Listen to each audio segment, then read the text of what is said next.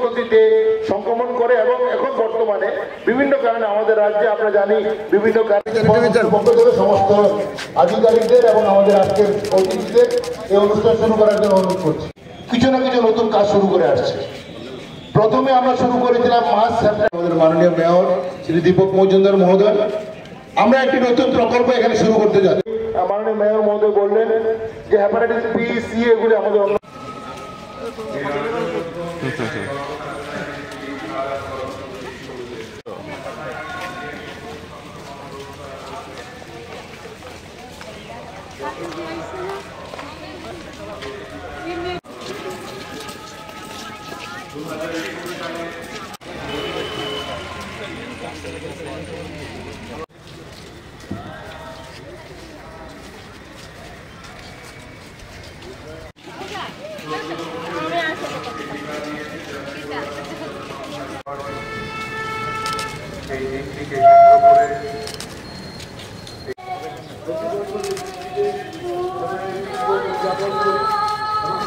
তারা আমি দীর্ঘায়িত করতে যাচ্ছি না, তার রেলি শুরু হবে। তো আমি বলবো যে এটা একটা সংক্রমণ থেকে রক্ষা করতে গেলে আমাদেরকে সর্বপ্রথম সচেতন হতে হবে। তার উদ্দেশ্যে এই রেলি আমরা লক্ষ্য করেছি প্রতি বছরই প্রায় 1.3 মিলিয়ন লোক মারা যায় হেপাটাইটিস সংক্রমণের জন্য, এবং প্রায় 2.2 মিলিয়ন লোক সংক্রামিত হয়ে থাকে। এবং হেপাটাইটিস বি এবং সির কারণে প্রতি বছরই 35,000 লোক মারা যান এবং প্রায় 6,000 লোক সংক্রামিত হয়ে থাকে। সেক্ষেত্রে আমি বলবো যে আমাদেরকে সচেতন হওয়া অত্যন্ত প্রয়োজন, কারণ লিভারজনিত কারণেই হেপাটাইটিস বির জন্য লিভার, এটা আমরা সবচেয়ে গুরুত্বপূর্ণ অঙ্গ আমাদের দেহের মধ্যে সংক্রান্ত হয়ে থাকে।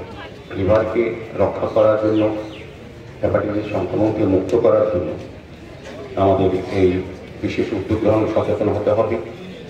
আমাদের রাজ্য আমি বলবো যে একটা সময় আমরা যেমন দেখেছি যারা হেপাটাইটিস সংক্রমিত হতো বা লিভারজনিত রোগে বা কিডনিজনিত কারণে আমাদের রাজ্যের বাইরে দিল্লি বা চেন্নাই যেতে হতো, কিন্তু এখন আমাদের রাজ্যে সরকার আসার পর আমি বলবো যে আমাদের রাজ্যে কিন্তু স্বাস্থ্য পরিষেবার ক্ষেত্রে একটা আমূল পরিবর্তন হয়েছে। এখন জটিল রোগের অপারেশনও এই রাজ্যে সংগঠিত হয় এবং লিভার, কিডনি প্রতিস্থাপন করার জন্য কিন্তু আমাদের পরিকাঠামো তৈরি করা হচ্ছে আমাদের সরকারের তরফ থেকে, স্বাস্থ্য তরফ থেকে। এখন আর বাইরে রোগীদের সমত যেতে হয় না, এখানে কিন্তু অনেক জটিল অপারেশন হয়। আমি বলবো সেক্ষেত্রে আমাদের সরকারি দৃষ্টিভঙ্গি স্বাস্থ্য দপ্তরের যারা দায়িত্বে আছেন তাদের আন্তরিক প্রচেষ্টা এটা পরিবর্তন সম্ভব হয়েছে।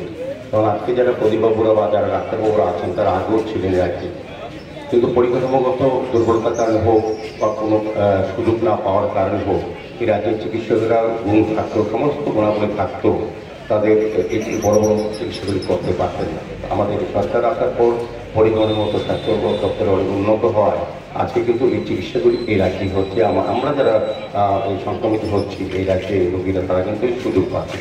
আমার বিশ্বাস থাকবে আজকের রেলির মাধ্যমে আমরা যে বার্তা দেবো, মানুষ আমরা সচেতন হবো, সতর্ক হবো এবং আমরা এই রোগ থেকে যাতে দূরে থাকতে পারি এবং সরকারি সুযোগগুলি গ্রহণ করে রাজ্যে আমরা চিকিৎসা পেতে পারি সেই ব্যবস্থা করা হবে এবং সেটা আমরা নেব। আজকের এই রেলিতে যারা অংশ নেয় আবারও তাদেরকে ধন্যবাদ জানিয়ে এই রেলি সার্থকভাবে সফলভাবে আগামী দিনে আমরা সুস্থ থাকার জন্য রেলি অত্যন্ত প্রয়োজনীয়। এই কথাগুলি বলে সকলকে অনেক অনেক শুভেচ্ছা এবং ধন্যবাদ।